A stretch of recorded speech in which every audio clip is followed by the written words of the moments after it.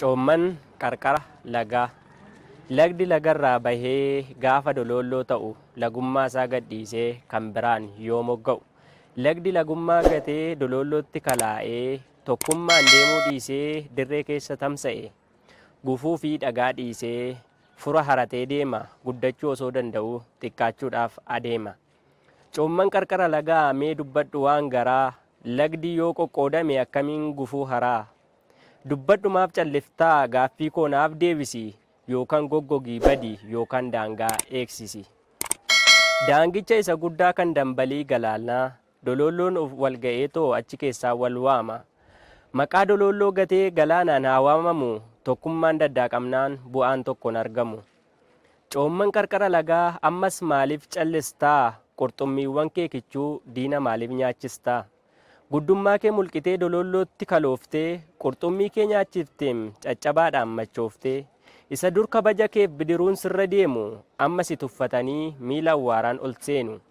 Dur yeroo bara sanaa yaa coomman siin jedhu amma ati qoodamnaan ciraa si gogsuu fedhu. Haroo koo gamtaa doolaa gurmaa'insa dololloo akkamiin si gogsanii sirra dhaabu boqqolloo. Ni iyyamtaaree laataa garaagara wal diigdee imimmaan kee dagattee kan kophaa keetti dhiigde. Bishaan keessaa ba'anii akkamittiin jiraatu coomman hin gatin waadaa ilmaan kee maaf hin naatu. Ilmaan kee hambaa naachaa qurxummiiwwan kee kichuu akkamiin hambaaf laattaa coommaaf maal jetta kichuu.